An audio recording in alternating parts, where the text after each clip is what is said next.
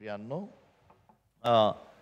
मी ह्या ठिकाणी काही गोष्टी स्पष्ट करू इच्छितो, महत्त्वाच्या आहेत. आणि त्यामध्ये सर्वात पहिली गोष्ट म्हणजे की आज बऱ्याच ठिकाणी बऱ्याच जगामध्ये राखेचा बुधवार साजरा केला जातो आणि त्याला पवित्र शास्त्रामध्ये कुठेही आम्हाला कुठल्याही प्रकारे मार्गदर्शन मिळत नाही की राखेचा बुधवार ह्या जगामध्ये कोणी देखील पवित्र शास्त्रामध्ये साजरा केलेला आम्हाला दिसत नाही.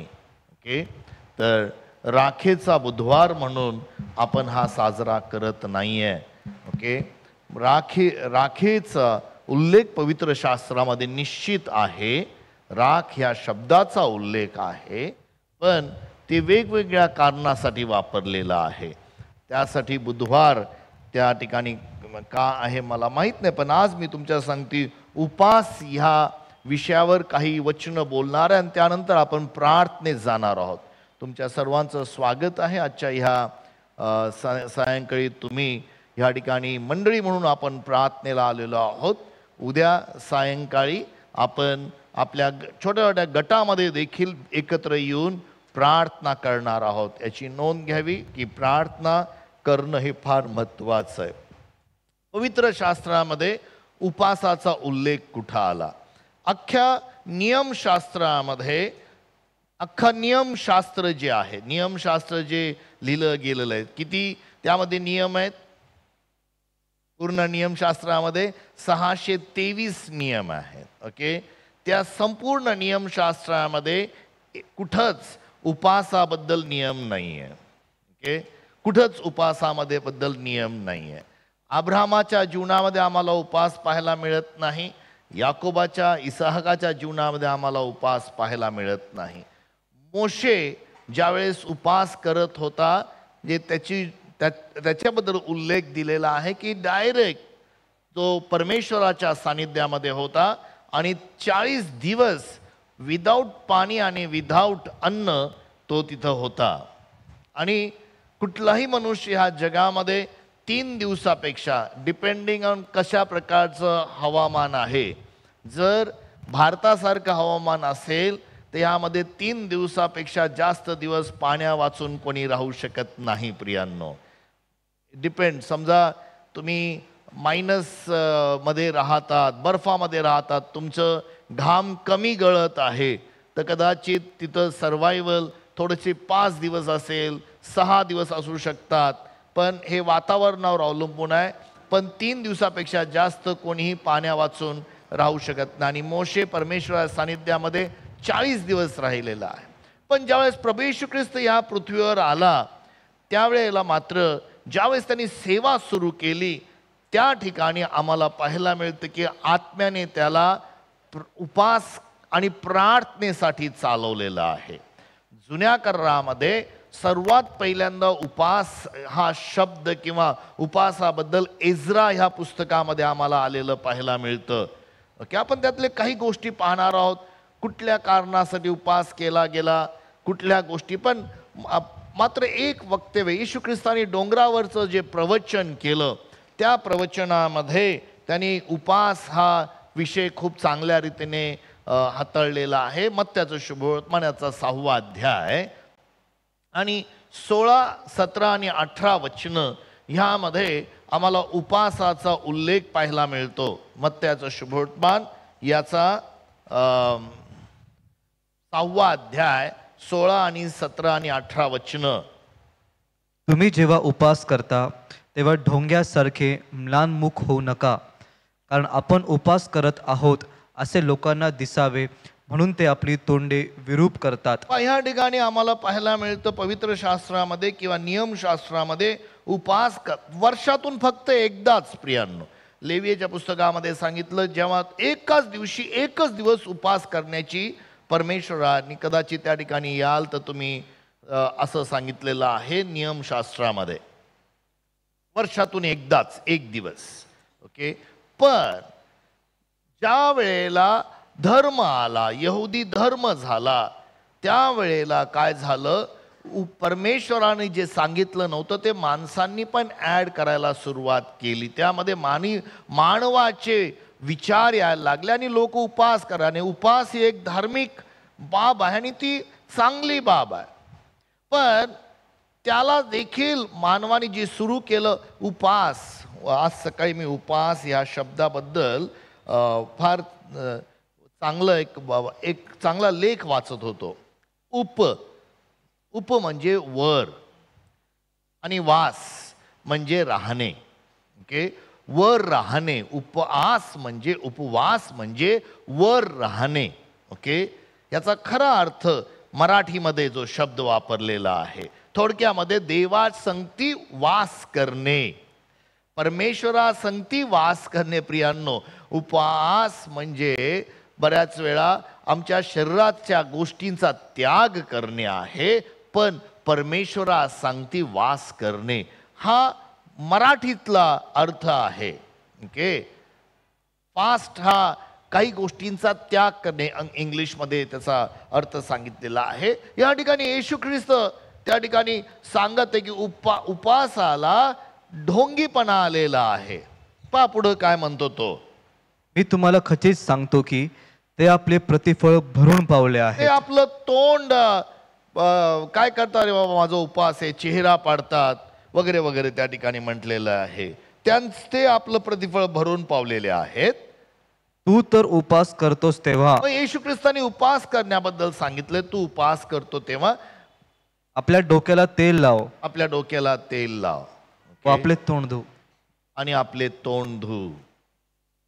हा, अशा हेतूने की तू उपास करत आहेस हे लोकांना नव्हे तर तुझ्या गुप्तवासी पित्याला दिसावे. या ठिकाणी तुम्हाला समजलं असेल तो उपास हा कोणाला दिसायला पाहिजे?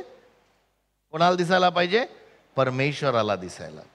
मग ही उपासाची पद्धत जी काही आहे, आता लोक 40 दिवस उपास करतात.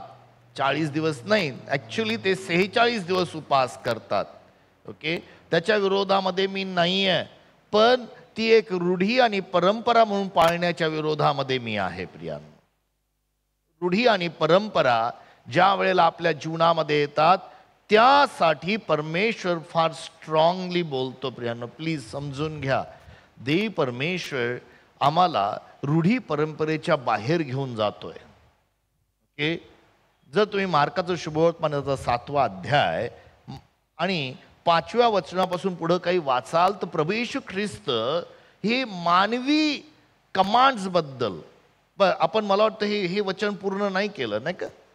पूर्ण करा ना, आपण ते करूया आणि मग नंतर त्या वचनाकडे जाऊया जे येशू ख्रिस्ताचा शब्द आहे. जेव्हा तू उपास करतो तेव्हा,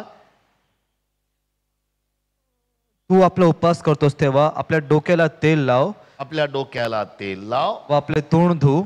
काही खुर्च्या ऍड करता येईल का तुम्हाला लोकांना? प्लीज, काही लोकांना जे तुम्ही खाली बसला या ठिकाणी रिकाम्या सतरंजीवर आहे जागा, पुढे येऊ शकता तुम्ही. हा, अशा हेतूने की तू उपास करत आहेस हे लोकांना नव्हे तर तुझ्या गुप्तवासी पित्याला दिसावे. परमेश्वराची इच्छा आहे की आमचा उपास हा देवा संगती कनेक्शन असलं पाहिजे, फेलोशिप असलं पाहिजे, संगती असली पाहिजे. म्हणजे तुझा गुप्तदर्शी पिता तुला उघडपणे प्रतिफळ देईल. म्हणजे परमेश्वर तुला त्याचं प्रतिफळ देणार आहे. येशू ख्रिस्ताने उपासाबद्दल काही महत्वाच्या गोष्टी सांगितल्या. नियमशास्त्रामध्ये आम्हाला उपास पाहायला मिळत नाही, पण जुन्या करारात उपास नाही आहे का? असं नाही आहे. उपास जुन्या करारामध्ये आम्हाला वेगवेगळ्या ठिकाणी पाहायला मिळतो. फक्त नियमशास्त्र 623 या नियमांमध्ये फक्त एक दिवसच उपास करण्यासाठी मार्गदर्शन मिळालेलं आहे. पण ही फक्त तुम्हाला मी माहिती देतोय. उपासाबद्दल तुम्हाला माहिती असणं गरजेचं आहे. ओके, आणि हे आम्हाला कळणं. पण प्रियांनो, येशू ख्रिस्ताने मानवी अज्ञानबद्दल काही गोष्टी सांगितलेल्या आहेत, त्या आपण ऐकूया. मार्काचं शुभवर्तमान याचा 7वा अध्याय आणि 5व्या वचनापासून पुढे.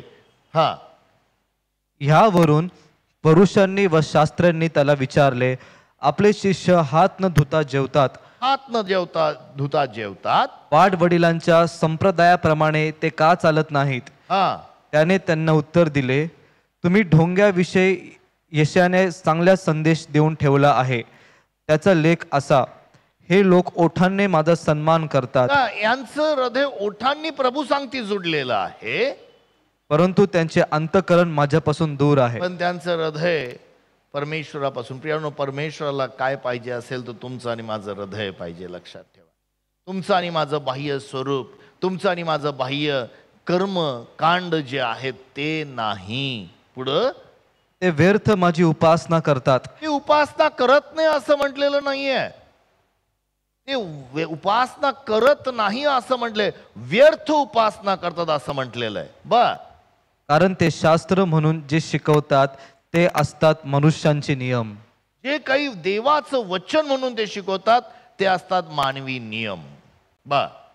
तुम्ही देवाची आज्ञा बाजूला सारून देता व माणसांच्या संप्रदायाला चिकटून राहता. देवाचे वचन तुम्ही बाजूला करता आणि माणसाच्या संप्रदायाला, माणसाच्या नियमाला, माणसाचे काही विधी आहेत त्याला तुम्ही चिकटून राहता. आणि माझ्या भावना बहिणींनो, त्या ठिकाणी कुठंतरी आम्हाला स्वतःला बदलण्याची गरज आहे. पुढं, म्हणजे घागरी व प्याले धुणे व ह्यासारखीच इतर अनेक कामे करता. आणखी तो त्यांना म्हणाला, तुम्ही पर्यंत बस, नववचन होऊन गेलं ना, चालू आहे. आणखी तो त्यांना म्हणाला, तुम्ही आपला संप्रदाय पाळण्याकरता देवाची आज्ञा मोडण्याचा छान मार्ग शोधून काढला आहे. देवाची आज्ञा मोडण्याचा छान मार्ग शोधून काढलेला आहे. आम्हाला देवाची आज्ञा मोडायची नाही, आम्हाला देवाच्या आज्ञेप्रमाणे गोष्टी करायच्या. हालेलुया. आणि म्हणून जेव्हा प्रभू येशू ख्रिस्त येतो तो म्हणतो, जेव्हा तुम्ही उपास करता, असं म्हटलं नाही. जर तू उपास करतो असं म्हटलेलं नाहीये. याचा अर्थ प्रभू येशू ख्रिस्ताची अशी योजना आणि इच्छा आहे की तुम्ही आणि मी उपास करावा. जेव्हा हा शब्द वापरलेला उल्लेख ना, असं म्हटलं नाही if you fast, no, when you fast. जेव्हा तुम्ही उपास करता, म्हणजे उपास करणं हे चांगलं आहे. उपास या शब्दाचा अर्थ पुन्हा मी तुम्हाला सांगतो, वर उचलणं आणि वर वास करणं. म्हणजे ह्या पृथ्वीवरच्या गोष्टी सोडून तुम्ही वर राहणं, वास, परमेश्वराबरोबर संगती करणं, त्याला उपास म्हटलेला आहे. ओके. उपास भारतीय पद्धतीमध्ये वेगळ्या प्रकारे उपास वापरला जातो. त्यासाठी तुम्ही हे खाऊ नका, तुम्ही ते खा, उपवासामध्ये हे चालत नाही, ते चालत नाही, असा याचा अर्थ नाही. उपवास म्हणजे परमेश्वरा सांगती एकरूप होणं, परमेश्वरा सांगती जुडणं, तुमचं अंतःकरण परमेश्वरा सांगती जोडणं जाणं आहे. प्रियांनो, बायबलमध्ये उपवासाबद्दल वेगवेगळ्या गोष्टी सांगितलेल्या आहेत. प्रियांनो, योएलाच्या पुस्तकामध्ये उपवासाबरोबर पश्चाताप जोडला गेलेला आहे. योएलाने भविष्यवाणी केली आणि योएलाचं पुस्तक याचा 2रा अध्याय आणि 12 आणि 13 वचन. Joel chapter 2 verses 12 and 13. आता तरी परमेश्वर म्हणतो, तुम्ही मनपूर्वक माझ्याकडे वळा, उपोषण, आक्रंदन व शोक करून वळा. पण ह्या ठिकाणी पाहतो की तुम्ही उपोषण करा, आक्रंदन करा, परमेश्वराकडे वळण्याविषयी उपास आहे. प्रियांनो, ह्या ठिकाणी आपली वस्त्रे नव्हे तर हृदय फाडा. आणि तो म्हणतो की हृदय फाडा. त्या हृदयावर जी चरबी चढली, क्षमा करायचे शब्द वापरतो, हृदयावर हृदय जड झालेत, हृदय कठोर झालेत, हृदय कठीण झालेत, ते फाडा. आणि परमेश्वर तुमचा देव ह्याच्याकडे वळा, परमेश्वराकडे वळा. तुमचा मार्ग कदाचित देवाच्या मार्गापेक्षा वेगळा असेल, तो वळा आणि म्हणून उपास करा. कारण तो कृपाळू, कनवाळू, मंदक्रोध, दयासागर आहे. अरिष्ट आणण्याबद्दल त्याला वाईट वाटण्यासारखे आहे. माझ्या प्रियांनो, 13 आणि 14 वचन वाचलं ना आपण. ते कुठलं वचन वाचलं आपण? वचन 13, 12 आणि 13 वाचलं, बरोबर? हो, 12 आणि 13. थँक्यू. प्रियांनो, या ठिकाणी योएल संदेश त्याने उपासाबद्दल सांगितलेला आहे, पश्चाताप करण्याच्या बाबतीमध्ये. पवित्र शास्त्रामध्ये काही काही लोकांनी उपास केले, ते मला तुम्हाला सांगती बोलायचे आहेत. एज्रानी अख्ख्या म्हणजे सुरुवातीला सर्वात पहिले आम्हाला पाहायला मिळतं की 40 दिवस निर्गमाच्या पुस्तकामध्ये आम्हाला मोशेने उपास केलेला पाहायला मिळतो. पण हा ठरून उपास केलेला नाहीये. की नाही आता मी 40 दिवस जाणार, डोंगरावर चढणार आणि डोंगरावर राहून मी 40 दिवस 40 रात्र काही खाणार नाही पिणार नाही, असा उपास नाहीये. नाहीये प्रियांनो. देवाने त्याला म्हटला, मोशे तू वर ये. जेव्हा मोशे वर गेला आणि तो देवाच्या सानिध्यामध्ये, मला असं वाटतं 40 दिवस आणि 40 रात्र तो खाणं पिणं विसरून गेला होता. ही फॉरगॉट. आणि जो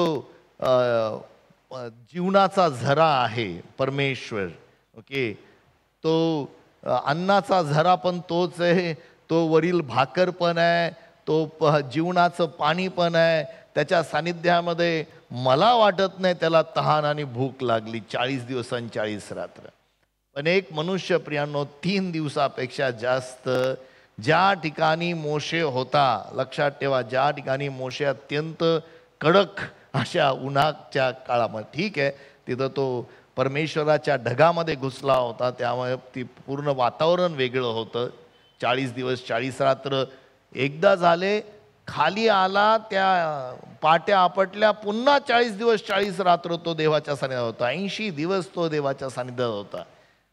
यांनो तो उपास पर्पजफुली केलेला नव्हता. ओके, एलियाने 40 दिवस आणि 40 रात्र उपास केला, पण तो असा होता की एलियाला देवदूत आला, त्याला सुरईमध्ये त्याला पाणी पाजलं, भाकर खायला घातली, एलिया उठून परत झोपला, परत त्याला उठवलं, पाणी पी, भाकर खा, तुला 40 दिवस 40 रात्र चालत जायचं आहे. आणि त्याच्या जोरावर तो 40 दिवस आणि 40 रात्र गेला. ही देवाची भाकर होती आणि त्यामुळं तो ते करू शकला. ओके, आणि मग आम्हाला पाहायला मिळतं मत्त्याचं शुभवर्तमानाचा 4 अध्यायाच्या 2 वचनामध्ये, मत्त्याचं शुभवर्तमानाचा 4 अध्यायाचं 2 वचन 40 दिवसाच्या उपासाबद्दल बोलत आहे. पवित्र शास्त्रात फक्त 3 जणांनी 40 दिवस आणि 40 रात्र उपास केला, मोशे, एलिया आणि प्रभू येशू ख्रिस्त. वाचूया काय त्या ठिकाणी पाहायला मिळतं आम्हाला. मग त्याने 40 दिवस व 40 रात्री उपास केला, त्यानंतर त्याला भूक लागली. हा, पण पहिलं वचन विसरू नका, पवित्र आत्म्याने त्याला चालवलं. हा, तेव्हा सैतानाकडून येशूची परीक्षा व्हावी म्हणून आत्म्याने त्याला अरण्यात नेले. चॅलेंजिंग ना, कोणाकडून परीक्षा व्हावी? लक्षात ठेव, उपास प्रार्थनेमध्ये सैतान परीक्षा घेतो. मी हे येशूबद्दल बोलत आहे, तुमच्याबद्दल बोलत नाहीये, ठीक आहे? कृपया गैरसमज करून घेऊ नका. 40 दिवस मध्ये सैतानाकडून परीक्षा होण्यासाठी, ओके, त्याला, आणि सैतानाने आम्हाला माहिती आहे सर्वात पहिली परीक्षा त्याच्या देहाबद्दल, खाण्याबद्दलच घेतली, धोंड्याच्या भाकरी बनव. ओके, पण उपास करताना लीडिंग मात्र पवित्र आत्म्याकडून झालेलं आहे, मार्गदर्शन मात्र पवित्र आत्म्याकडून झालेलं आहे. आणि प्रियांनो, तुम्ही आणि मी प्रत्येक जण प्रभू येशू ख्रिस्तामुळे देवाची मुलं आहोत आणि देवाचा पवित्र आत्मा आमच्यामध्ये राहतो. आणि आम्ही कशाही प्रकारे कुठलाही असा दिवस करू शकत नाही, करू नये, माझं तुम्हाला सल्ला आहे. पण जर पवित्र आत्म्याने तुम्हाला म्हटलं की नाही तू उपास करायचा, मग कदाचित ह्या पॅशन पिरियडमध्ये पण तो असू शकतो, त्याला लेंट पिरियड असं म्हटलेलं आहे. या काळामध्ये पण प्रभू तुम्हाला आत्म्यात चालवेल किंवा उपास करण्यासाठी, काहीच हरकत नाही. पण जोपर्यंत देवाच्या आत्म्याकडून तुम्हाला मार्गदर्शन मिळत नाही, प्रियांनो, पवित्र शास्त्रामध्ये उपास, माझ्या जीवनामध्ये कितीतरी वर्ष मी उपासाने खूप फायदा होतो. उपासाने परमेश्वरासंगती संगती तयार होते. प्रियांनो, उपास ही एक चांगली आत्मिक जीवनामध्ये असलेली चाल आहे. मी दरवेळेस लोकांना सांगतो, आठवड्यातून 1 दिवस तरी निश्चित उपास करा. पण उपास करताना तुम्ही फक्त जर उपास करून तुमच्या कामामध्येच तुम्ही गुंत झाला, त्याला उपास म्हणत नाही. उपास म्हणजे, पुन्हा एकदा सांगतो, वर उचलले जाणे आणि प्रभू सांगती वास करणे. मराठीतला हा शब्द कधीच वर उचलले जाणे आणि प्रभू सांगती वास करणे, परमेश्वरा सांगती कनेक्ट होणे, त्याला उपास म्हणतात. तुम्ही न जेवणे किंवा अजून जे काही असेल, बरेचसे लोक वेगवेगळ्या गोष्टी करतात ह्या उपासाच्या काळामध्ये. काही ख्रिस्ती धार्मिक लोक आहेत ते दारू पित नाहीत, अजून बऱ्याचशा गोष्टी करत नाहीत. ओके, फक्त पेज खातात. काही लोक फक्त दाढी वाढवतात, स्वतःचा त्याग करण्याच्या मागे ते जातात, साधू बनण्याचा प्रयत्न करतात. तशा बाबतीमध्ये हे म्हटलेलं नाहीये. ओके, उपवास पवित्र शास्त्रामध्ये एज्राने उपवास केला प्रियांनो. एज्राचं पुस्तकाचा 8वा अध्याय आणि 21 ते 23 वचनामध्ये आम्हाला, आता मी सगळे वचन वाचणार नाही कारण आम्हाला तेवढा वेळ पुरणार नाही, पण एज्राने हा उपवास केला कारण एज्रा अशा ठिकाणी होता, एका विदेशी राज्यामध्ये होता. त्यांनी राजाला सांगितलं होतं की आम्हाला संरक्षणाची गरज नाही, खुद्द आमचा परमेश्वर आमचं संरक्षण आहे. आमच्या प्रवासामध्ये त्यांनी राजाकडून कुठले सैनिक घेतले नव्हते आणि मोठा खजिना तो घेऊन चालला होता. मंदिरासाठी सोन्याचे पात्र, सोन्याच्या गोष्टी तो घेऊन चालला होता. आणि शेवटच्या क्षणी त्याला आठवलं, अरे आपण तर काय मागितलं ना. 21व्या वचनापासून पुढे काय म्हणतो तो? मग मी अहवा नदीतारी उपवास करण्याचे जाहीर केले. त्याचा हेतू असा की आम्ही देवासमोर दीन व्हावे आणि आमच्यासाठी, आमच्या मुलाबाळांसाठी आणि आमच्या सर्व धनासाठी बिनधोक मार्ग प्राप्त व्हावा, असे आम्ही आमच्या देवासमोर दीन होऊन मागावे. या ठिकाणी उपवास करण्याचं उद्दिष्ट एज्रा सांगते, दीन होणे. उपवास म्हणजे परमेश्वरासमोर लीन होणे, दीन होणे. ही प्रियांनो कुठलीही एक धार्मिक रूढी नव्हे, पण परमेश्वरासमोर स्वतःला दीन करणे, नम्र करणे. फार छान बोललेलं आहे त्यांनी. वाटेने शत्रूंपासून आमचा बचाव होण्यासाठी राजाकडे शिपाई व घोडेस्वार यांची टोळी मागून घेण्याची मला लाज वाटली. त्याला काही गोष्टीची लाज वाटली, कारण त्यांनी काय केलं होतं, काय बोलला होता. कारण आम्ही राजाला असे बोलून चुकलो होतो की आमच्या देवाला शरण आलेल्या सर्वांवर त्याचा वरदहस्त असतो, पण जे त्याचा त्याग करतात त्यांच्यावर त्याचे बल व त्याचा क्रोध ही प्रकट होतात. म्हणजे परमेश्वराचा वरदहस्त आमच्यावर आहे असं तो बोलून चुकला होता. म्हणून त्यांनी तिथं राजाला कुठला पहारा मागितला नाही, सैनिक मागितले नाही, पण आपल्या संरक्षणासाठी. प्रियांनो, पवित्र शास्त्रामध्ये 1 दिवसाचे उपवास सांगितलेले आहेत, पण मी आता ते तुम्हाला वाचून दाखवणार नाही. पण आपण 1 दिवसाचे उपवास सांगितले जुन्या करारामध्ये. 2 शमूएल याचा 1 अध्याय 12 वचन. आणि हा 1 दिवसाचा उपवास ज्या वेळेला शौल आणि त्याचा मुलगा योनाथान मरण पावले त्यावेळेस इस्रायल राष्ट्राने 1 दिवस उपवास केला होता. त्यांनी दिवसभर काही खाल्लं नव्हतं. ओके, शास्त्राच्या पुस्तकामध्ये देखील 20वा अध्याय 25 आणि 26 वचनामध्ये देखील आम्हाला 1 दिवसाचा उपवास पाहायला मिळतो, ज्या वेळेस इस्रायल राष्ट्राची कत्तल झाली होती.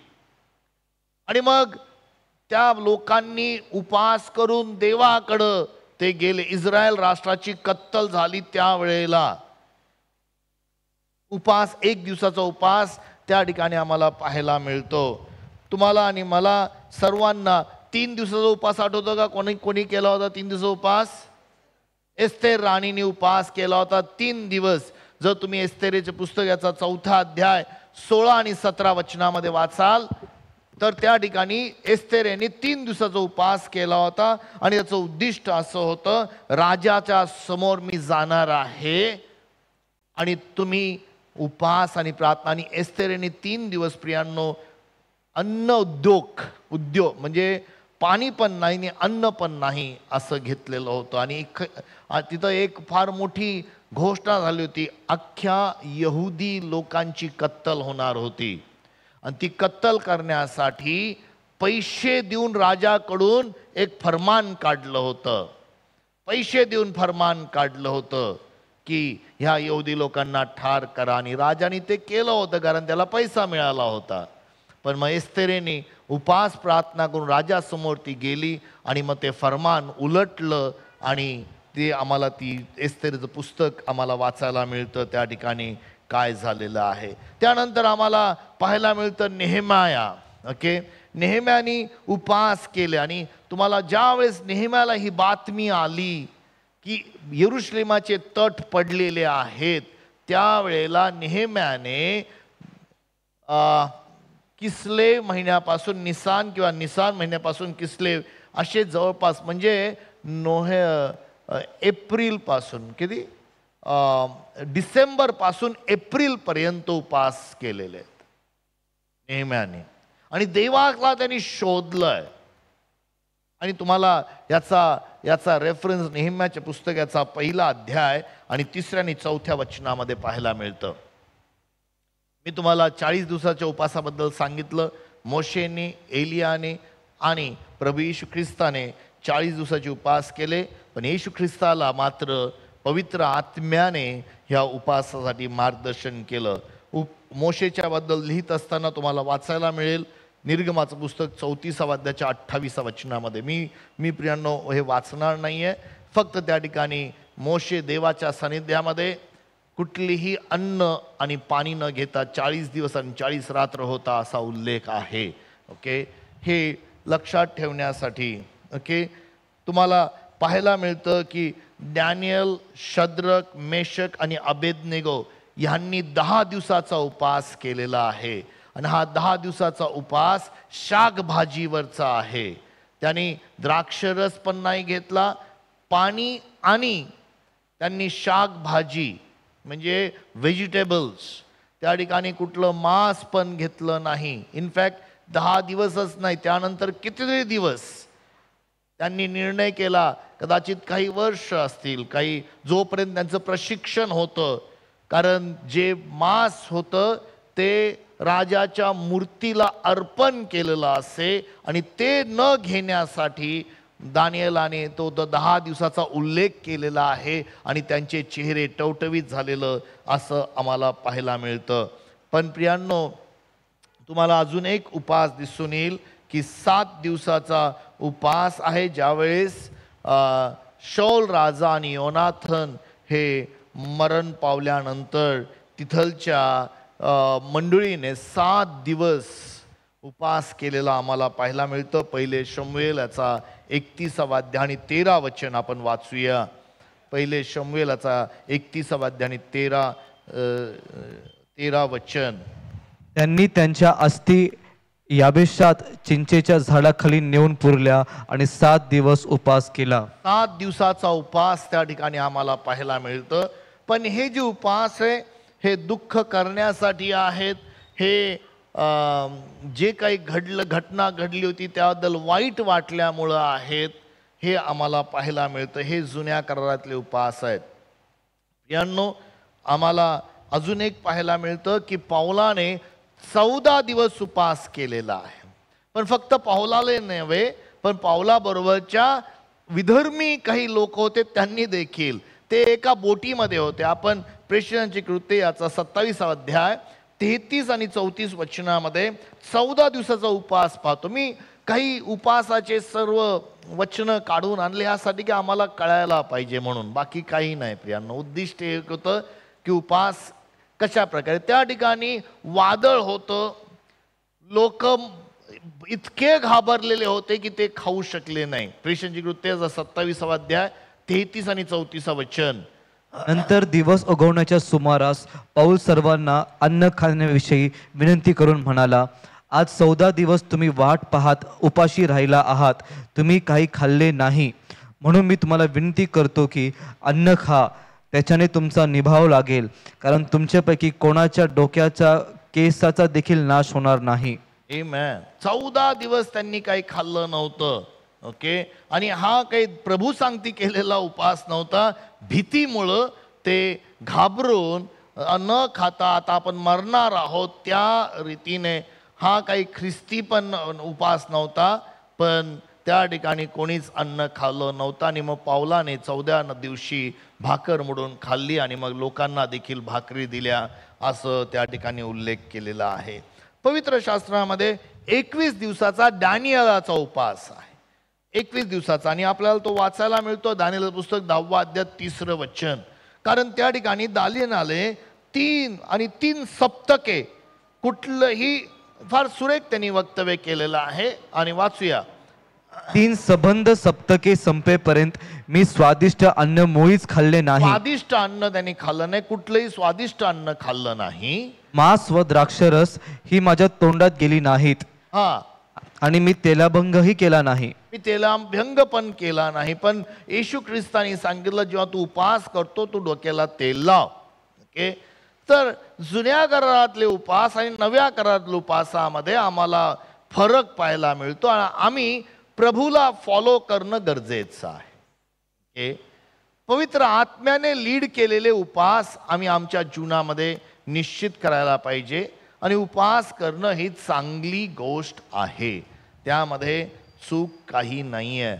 हा दानिएल 10व्या अध्यायामध्ये आता वयाने वयस्कर झाला होता, त्यामुळं त्याच्याबद्दल मला वक्तव्य करायचं नाही आहे. पण पवित्र नव्या करारामध्ये आम्हाला पाहायला मिळतं की एक अशी स्त्री आहे जी उपवास करत सेवा करत होती मंदिरामध्ये. ओके, आणि आम्हाला तिच्याबद्दल लुकाचं शुभवर्तमान 2रा अध्याय आणि 37व्या वचनामध्ये पाहायला मिळतं. लुकाचं शुभवर्तमान. आता ती 84 वर्षाची विधवा असून 84 वर्षाची विधवा मंदिरामध्ये होती. मंदिर सोडून न जाता उपवास व प्रार्थना करून रात्रंदिवस सेवा करत असे. ती परमेश्वराची सेवा करत होती मंदिरामध्ये. 84 वर्षाची ती विधवा स्त्री होती. प्रियांनो, नव्या करारामध्ये आम्हाला पती पत्नींनी विभक्त होऊन उपवास करावा असा एक मार्गदर्शन आहे. 1 कोरिन्थीकरासपत्र 7वा अध्याय 5वं वचन. एकमेकांशी वंचना करू नका, तरी उपवास व प्रार्थनेसाठी प्रसंग मिळावा म्हणून उपवास व प्रार्थनेसाठी प्रसंग मिळावा म्हणून पाहिजे असल्यास काही वेळ परस्पर संमतीने एकमेकांपासून दूर राहा. या ठिकाणी पॉल ह्या ठिकाणी काहीतरी मार्गदर्शन करत आहे, काही गोष्टी शिकवत आहे उपासन प्रार्थनेविषयी. म्हणजे पहिल्या मंडळीमध्ये उपासन प्रार्थना होती.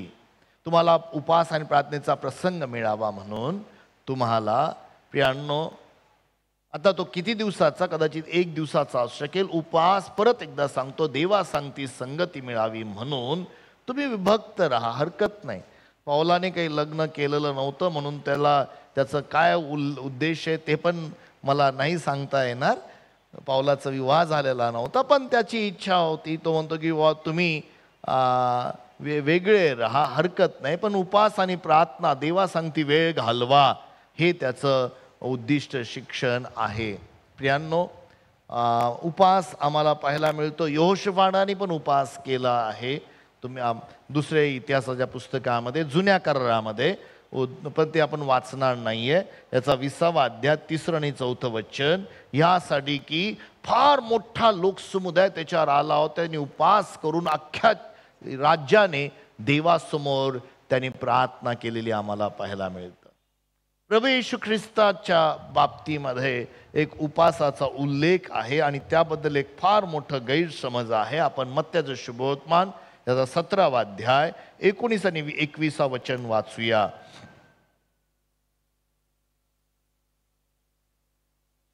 नंतर शिष्य एकांती येशूजवळ येऊन म्हणाले, सगळे शिष्य एकांती येशूजवळ, हे नीट वाचा, समजून घ्या. आम्हाला ते का काढता आले नाही? आम्हाला ते भूत का काढता आले नाही? तो त्यांना म्हणाला, तुमच्या अल्पविश्वासामुळे. तुमच्या कशामुळं? अल्पविश्वासामुळे मला काढता आलं नाही. कारण मी तुम्हाला खचित सांगतो की जर तुमच्यामध्ये मोहरीच्या दाण्या एवढा विश्वास असला तर ह्या डोंगराला इकडून तिकडे सरक असे तुम्ही म्हटल्यास तो सरकेल. तुम्हाला काहीच असाध्य होणार नाही. प्रियांनो, काहीच असाध्य होणार नाही मोहरीच्या दाण्यावर विश्वास. मग हा कसं म्हणतो की ही जात निघून जाणार नाही? पुढे वाचूया. तरी पण प्रार्थना व उपवास ह्यांपासून असल्या जातीचे भूत निघत नाही. हे चॅलेंजिंग. प्रियांनो, तो त्या भूताबद्दल बोलत नाहीये. ते भूत हे ऍड केलेली गोष्ट आहे. मूळ भाषांतरात तसं नाहीये. ही जी जात आहे, तुमच्या माझ्या देहामध्ये अविश्वास, नॅचरल अविश्वास आहे, नैसर्गिक अविश्वास आहे. जर मोहरीच्या दाण्या एवढ्यापासून जर डोंगर ढळवता येत असेल विश्वासाने, तर मग येशूच्या नावामध्ये भूत निघणार नाहीत काय? 100% निघतात, 1000% सर्व प्रकारचे निघतात. येशूच्या नावाला प्रत्येक भूत थरथर कापतं, कारण ते सर्व नावापेक्षा श्रेष्ठ नाव आहे. हालेलुया. पण तुमच्या माझ्या शरीरात एक नैसर्गिक अविश्वास आहे. तो अविश्वास निघणं गरजेचं आहे, तो काढणं गरजे. मला प्रियांनो संपवायचं आहे. आम्हाला पाहायला मिळतं नव्या करारामध्ये ते प्रेषणांची कृत्या 13व्या अध्यायामध्ये 1 ते 3 वचनामध्ये आपण वाचलं नाही तरी चालेल. त्या ठिकाणी पॉल आणि बर्नबाला वेगळं करण्यासाठी मंडळी उपास आणि प्रार्थना करून त्यांच्यावर हात ठेवून त्यांना वेगळं करत होती. ती देवाची उपासना करत होती, उपास करत होती, उपासना करत होती. आणि पवित्र आत्म्याने म्हटलं ह्याला वेगळं करा. पवित्र शास्त्रामध्ये नव्या करारामध्ये आम्हाला उपासाचं दर्शक मिळतं, पण एका विशिष्ट कारणासाठी हे उपास झालेले आहे. येशू ख्रिस्त उपासाबद्दल काय बोलतो ते वाचणं महत्वाचं आहे. मग मला संपवायचं आहे प्रियांनो. मत्ताचं शुभवर्तमान 9वा अध्याय 14 वचनापासून पुढे, जसं मगाशी आपण पाहिलं की तुझे लोक, तुझे शिष्य हात धुवून का जेवत नाहीत हा प्रश्न विचारला होता. आता उपास का करत नाहीत हा प्रश्न विचारलेला आहे. त्यावेळेस योहानाचे शिष्य त्याच्याकडे येऊन त्याला म्हणाले, आम्ही व परुषी पुष्कळ उपास करतो. योहान जो बाप्तिस्मा करणार त्याचे शिष्य होते ते बोलत आहेत. येशू सांगती पण आपले शिष्य उपास करत नाहीत. आपले शिष्य उपास करत नाहीत. याचे कारण काय? याचे कारण काय? येशू त्यांना म्हणाला, वऱ्हाड्यांबरोबर वर आहे तोपर्यंत ते शोक करणे शक्य आहे काय? तरी वर जोपर्यंत वऱ्हाडात विवाह आहे, वर आमच्या बरोबर आहे, आता शोक करायची गरज आहे काय? तरी असे दिवस येतील की वर त्यांच्यापासून काढून घेतला जाईल, तेव्हा ते उपास करतील. आता लोकांना असं वाटतं वर काढून घ्यायची वेळ आली. प्रियांनो, इनफॅक्ट ह्या वराने काय केलं, आपलं जीवन वधस्तंभावर दिलेलं आहे. आणि आता आमचं डायरेक्ट ह्या वरामुळं देवा सांगती डायरेक्ट कनेक्शन निर्माण झालेलं आहे. आणि हा वर इम्मॅन्युअल, त्याचं नाव आमच्याबरोबर सदा सर्व काळ आहे. Hallelujah, praise the Lord. पुढं, कोणी कोऱ्या कापडाचे ठिगळ जुन्या वस्त्राला लावत नाही. काहीतरी तर शिकवत आहे. नवा करार आणि जुना करारामधल्या गोष्टी, किंवा ही जी नवीन गोष्ट घडलेली आहे त्याला जुने ठिगळ लावू नका असं तो सांगत आहे. कारण धड करण्याकरता लावलेले ठिगळ त्या वस्त्राला फाडते आणि छिद्र मोठे होते. तसेच कोणी नवा द्राक्षरस जुन्या बुदल्यात घालत नाहीत. घातला तर बुदले फुटून द्राक्षरस सांडतो आणि बुदले बिघडतात. तर नवा द्राक्षरस नव्या बुदल्यात घालतात, म्हणजे दोन्ही नीट राहतात. द्राक्षरस रिप्रेझेंट पवित्र आत्मा, आणि बुदला तुम्ही आणि मी. आणि तुमच्यामध्ये जेव्हा पवित्र आत्मा उतरून येतो प्रियांनो, you are a new creation. आणि पवित्र आत्मा तुम्हाला मार्गदर्शन करतो. त्यामुळं हे बुधली ही फुटत नाही.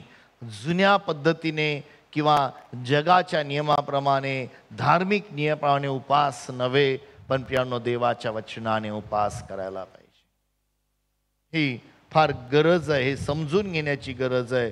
आणि यशायाने फार चांगल्या रीतीने उपासाबद्दल आम्हाला मार्गदर्शन केलं. यशाचा 58 अध्याय. आणि मग त्या ठिकाणी ते यशाच्या काळामध्ये लोक म्हणतात, तू आमची उपास का पाहत नाहीस देवा, आमच्या प्रार्थना तू का ऐकत नाहीस.